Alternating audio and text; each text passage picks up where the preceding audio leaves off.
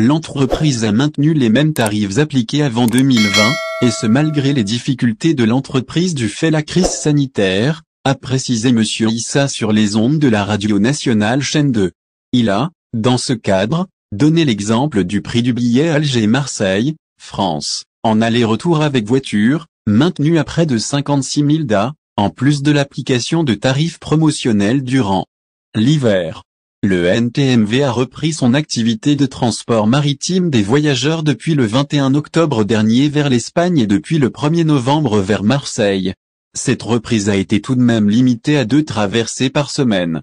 Monsieur Issa a, dans ce cadre, remercié les pouvoirs publics pour la décision de reprise de l'activité en la qualifiant de bouffée d'oxygène pour l'entreprise.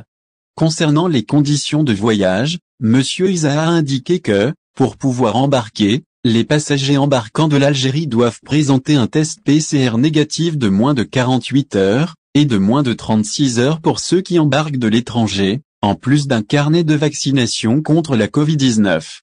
Pour les billets achetés avant la crise sanitaire, il a expliqué qu'ils restent valables jusqu'à leur consommation, et que même le remboursement des billets était possible. Le NTMV est prêt à la concurrence quant à l'ouverture du marché maritime, il a laissé entendre que l'entreprise était prête à la concurrence. Le NTMV n'a pas peur de cette concurrence car elle a un marché qui existe depuis 40 ans, a-t-il dit. Actuellement, le NTMV possède 4 bateaux à savoir, Badji Mokhtar II, El Djazer 2, Tassili 2 et Tarek Ibn Zia. Badji Mokhtar II, réceptionné en août dernier, est d'une capacité de 1800 passagers et 600 voitures. Il est destiné à la ligne Alger-Marseille, a-t-il rappelé. L'acquisition du bateau a été financée par le FMI avec un budget de 175 millions de dollars, selon lui. Quant au navire El Djazer 2, d'une capacité de 1300 passagers et 300 voitures, il est destiné actuellement pour les traversées vers Alicante, Espagne.